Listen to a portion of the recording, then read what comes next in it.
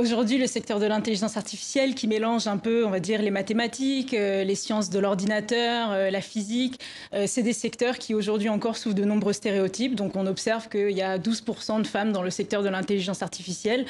Les mécanismes derrière, c'est des stéréotypes, c'est la culture geek qui en fait petit à petit évince les femmes du secteur, et l'absence de diversité va vraiment affecter la façon avec laquelle on développe les algorithmes, et le manque de mixité dans ces milieux-là vraiment a une incidence forte sur comment les algorithmes vont être développés. Et on reviendra tout à l'heure sur cette question notamment des filles dans le domaine scientifique à l'école, parce que ça passe aussi par là. Vous appelez à changer les choses dans les algorithmes, au niveau des robots, de ce qu'on appelle les robots et les calculateurs, mais aussi concrètement dans la société. Un exemple de sexisme véhiculé?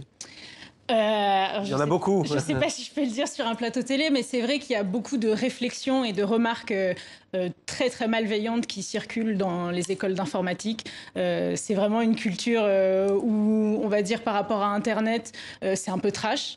Ouais. Donc c'est le genre d'environnement dans lequel on ne peut pas vraiment évoluer quand on est une femme. Là, vous parlez de l'environnement culturel, du domaine même, culturel. En fait. Ouais. Et par exemple, si je devais vous donner un exemple sexiste qui, moi, m'a touchée par rapport aux algorithmes, récemment, j'ai voulu traduire « I am a scientist », qui en anglais n'est ni féminin ni masculin, et j'ai voulu le traduire en français.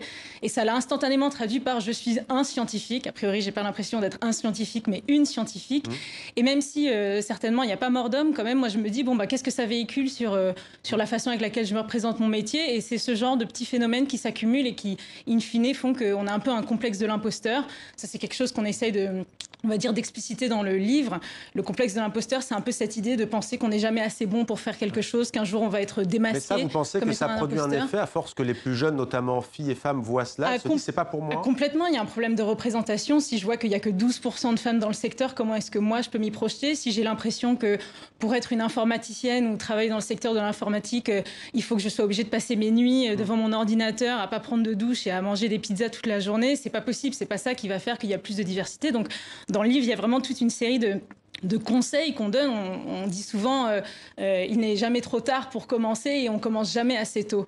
Et en fait, c'est pas une solution qui va aider tout le système, c'est commencer à enseigner l'informatique dès le plus jeune âge pour expliquer, pour montrer aux jeunes filles que c'est tout à fait accessible. Et puis tout au long de la carrière, d'offrir plus de soutien, de visibilité aux femmes qui ont rien à prouver en termes de compétences dans ce secteur.